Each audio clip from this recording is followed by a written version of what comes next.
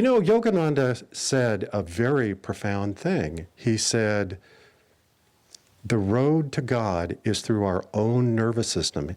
He actually said that in the Rubaiyat of Omar Khayyam in his explanation of it. And elsewhere, he said, remember that the brain and nervous system are the altar of the spirit. And that really this process that we go through with Kriya Yoga is to accelerate this transformation of our nervous system so that we can transmit and transmute the billion watts of spiritual power that come to us in deeper meditation. And frankly, if that kind of power comes to us before our nervous system is prepared, it is a very thrilling experience, and I don't mean thrilling in necessarily a good way. So we do have to go through a process of transformation, of evolution, in fact.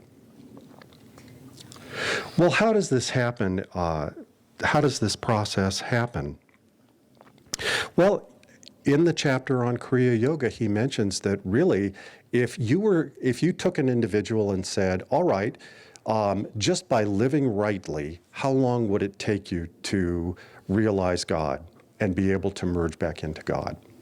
And he said, basically, the minimum would be sort of 1 million years. And in fact, that's actually really understating how long it takes. That in fact, it's really more like 2 million or more.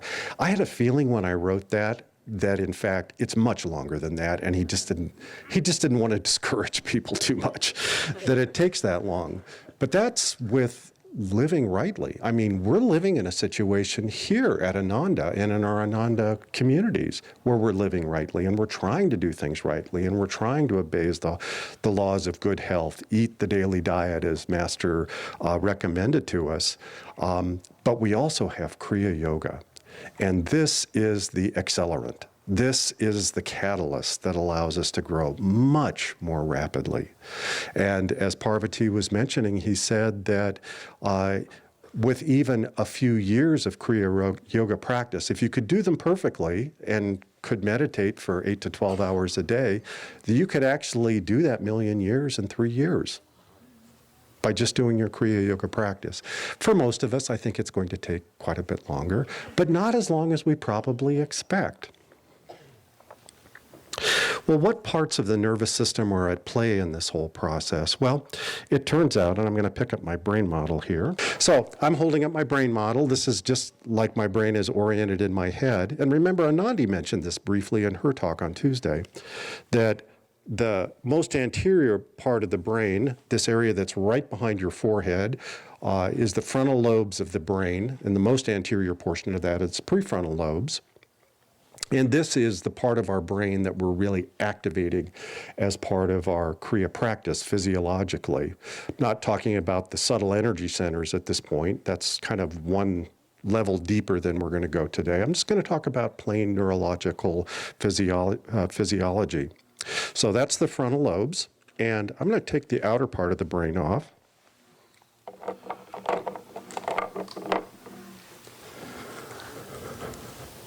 And you can see this sort of half-moon-shaped structure here.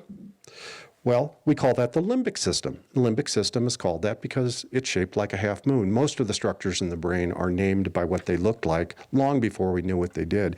By the way, just in this last year, there have been more centers mapped in the brain, and 100 new centers were just mapped in the brain this last year. It was really a big deal in my literature that I read, that we're understanding more about areas of the brain that we thought didn't do anything. I always love that when they say, this is a junk area of the brain, or it's junk DNA, or this hormone that we just found doesn't do anything. And there's a part of me that always just catches that and go, ha, ha, ha, let's wait 10 years, let's wait 20 years. And, I recommend melatonin for sleep for many of my older patients particularly. And when I was a medical student, they said it was a endogenous hallucinogen, means your brain produced it, but it doesn't do anything. And I remember I thought, melatonin, it does something. Okay, so this is This is limbic system. Limbic system is the part of our brain that deals with instinctual function and with more basic emotion things like fear, panic, anger. And it's kind of our built-in functional safety net that lets us stay out of trouble and reproduce, but not much more than that. And it turns out that the frontal lobes of the brain, as we activate them during our Kriya practice, in fact, any meditative practice does this, but Kriya is particularly good this way, is it begins to transfer the function of our brain away from being more limbic system focused further forward in the brain to these higher brain centers. This part of our brain that has what we call the executive function, allows us to concentrate. It's the part of our brain that determines whether we're happy or sad, our creativity, our ability to learn, all influenced by the prefrontal lobes of the brain. And by activating it, you find all these things are changed and improved. Well, it turns out that our brain is constantly rewiring itself in response to how we are using it. So the more you meditate, the better you get at meditation, and the more effective it is in helping us. As the prefrontal lobes get activated, we find there's an automatic de-emphasis of the limbic system and all the functions of the limbic system.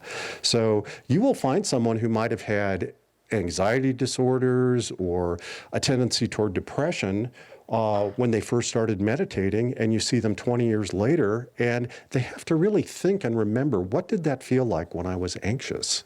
Because it takes so much to make me feel anxious now compared to then.